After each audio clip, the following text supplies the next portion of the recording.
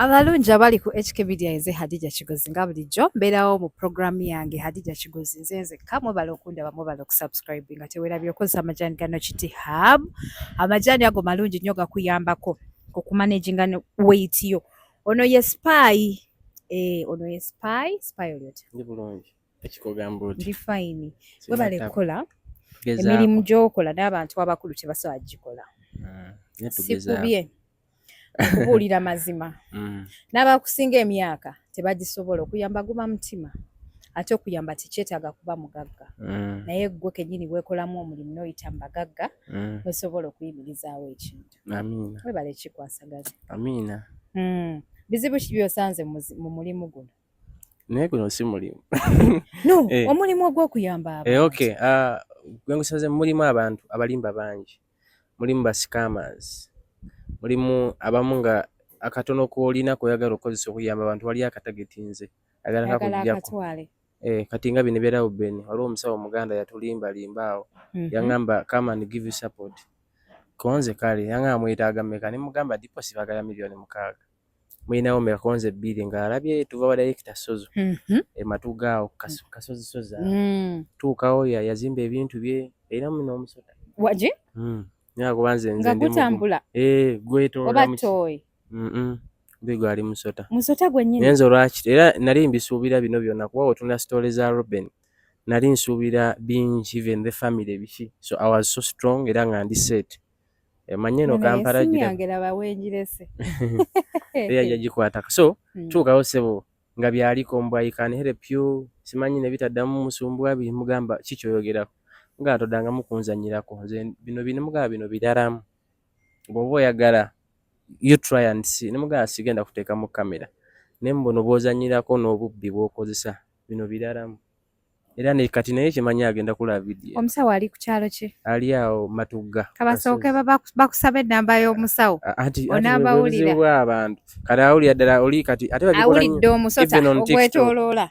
vaawo babira ne ku TikTok oli olwokuba olira balina omusota you know bwana nze nyina ekintu kye nyina mu bwongo omugagga atali like if omuntu ali mu kiraasi gye weegomba yasobola ogikutuusaako so kati gwe simanyi we nkusanga oli mu siripa and then you motivating me nti zino siripa you know oba simanyi oyinza kyoge n'abantu ng'abo toyina bwonkakasa oli mu siripa ate oyagala kuntuuza ngatto za $2,000,000 toba nali ngamba singa si mbubi olaba abagagga abamu ngamba singa atugamba nti sente nazijja wano fena tusobola okukola ki naye waba agambye nti Katonda kitegeeza kukola ki nyweza yeah that's it so nze sibikiriza era nebye tulina Katonda yabituwadde. Kati mwakoma ku kino omusawo aliwa ow'omusota navaayo buvi anti omusawo yawulira nti no taata wa Robin yatta omusota emboozi tewagiwulira nagiwulira kino nambimanyi era bwe yawulira ndowooza era bonna yali amanyi nti agenda kukozesa ogwo omusota gujja gutuga guli ogubonyaabonya Robin amu ne baŋŋamba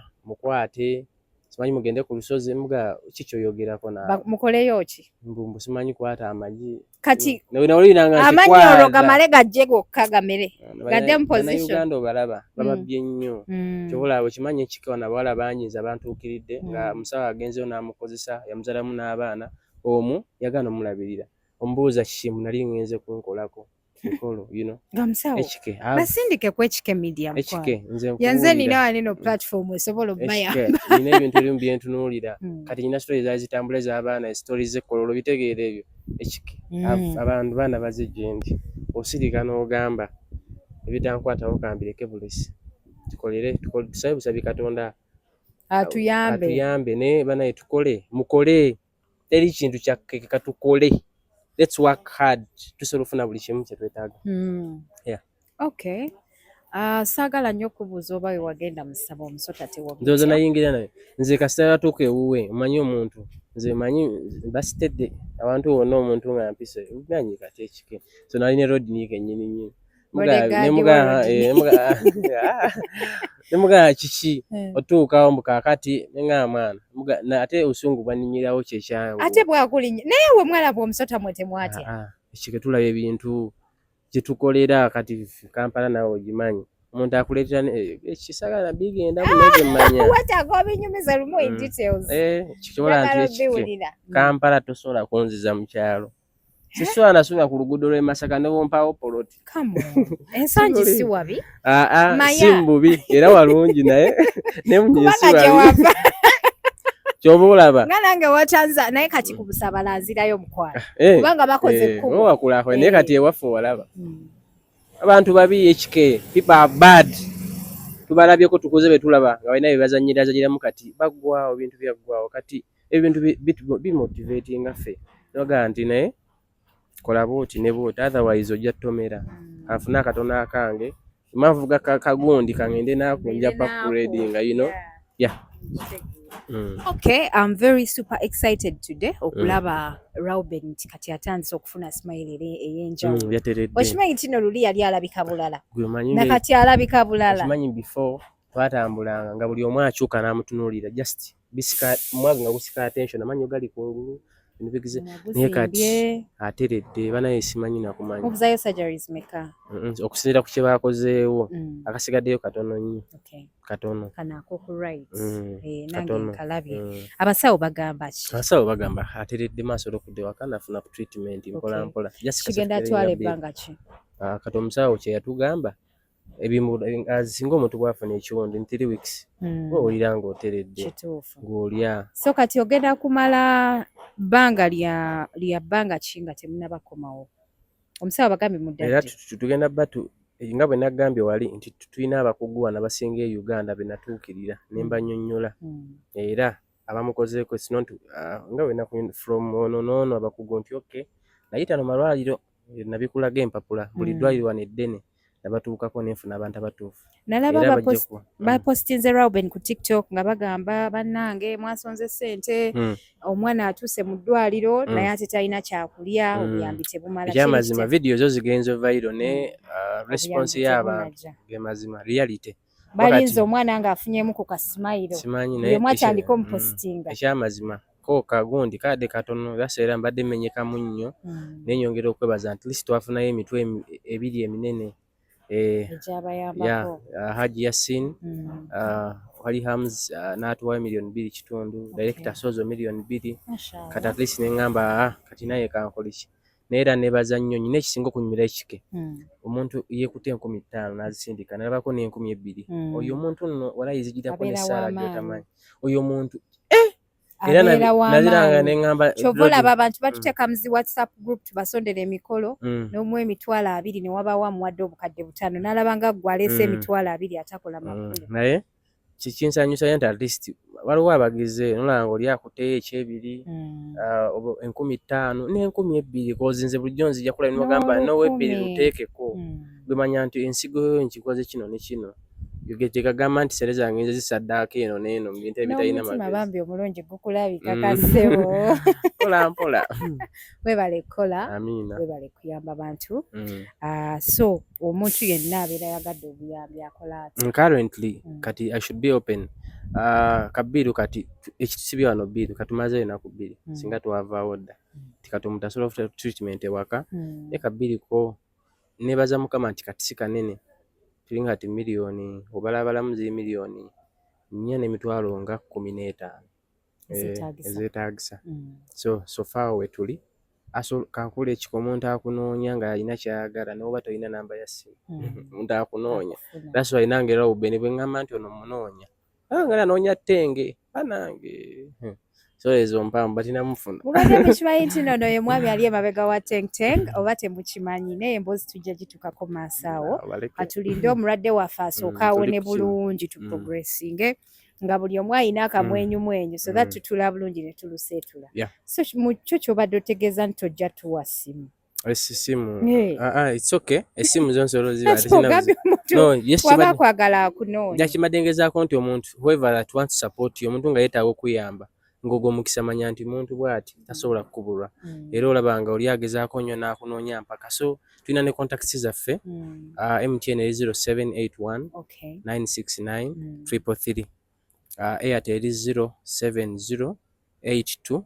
666 95 nazikute nozikwata amannya bya Katonda Samuel you can use those numbers tusobolera ddala okisobola mbona omwana kino ekisigaddeyo kitono ebitali nti mwagenze India nali ntiddemuko naye ng'ate nayogedde dda namugamba no matter what kino kimalizo batugenze ku Kenya batugenze wa ola ina okukkiriza ekike okwaddala nenga oba batusindika India kuba nawulira oba lwaki naye nawulira ng'ono omwana bamusekeredde nnyo kati nina bamusekerera lwaki twakozesa platform ye leke ne bamuyambako kufuna ki kati nina byentunulamu nenga lwaki nga bafuna oli akaseera ne bamugeya ne bamuvuma lwaki bakozesa kana akaseera ke kamu n'okozesa platform bayirawe ne yakola ekyo manya nti oyite wamuyamba eyo yekkubo muyakolera ki kati totya nnyinza n'okujja abamu no bakyali banga babikola temuntya bakyali bange abasekerera omwana wo bakyali bange kyokka nsanyusa okuwulira nti n'abakyala batandise okujja eno okukyalira ku Reuben nga babamuletera ka juice badiya twagala sente